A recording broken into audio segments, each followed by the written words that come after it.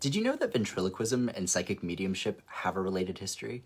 Believe it or not, early ventriloquism started as a religious practice in ancient Greece. Very different from the puppet talking we often think of. Ventriloquists back then didn't require dolls or props of any kind.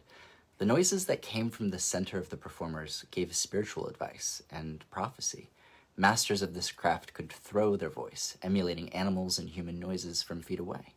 And as you can imagine, it gave religious people the heebie-jeebies and made them about as likable as a modern magician.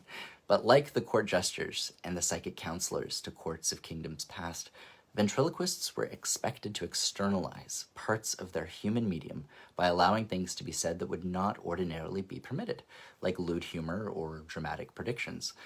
Fast forward to the psychic mediums of the 1800s. Many claimed to be able to make instruments play on their own and cause discarnate spirit voices to manifest.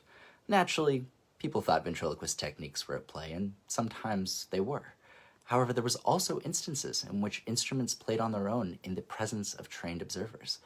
There's also cases, like in that of physical medium Stuart Alexander, where voices that are recognizable to third parties use the medium's vocal cords to seemingly communicate.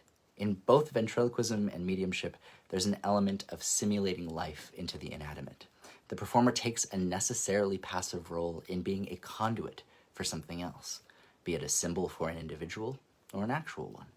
There's an element of the man behind the curtain, the overlap of shaman and showman, and while the art of ventriloquism might not be as popular as it once was, it was an important step in getting us to understand that one person can contain and externalize multitudes.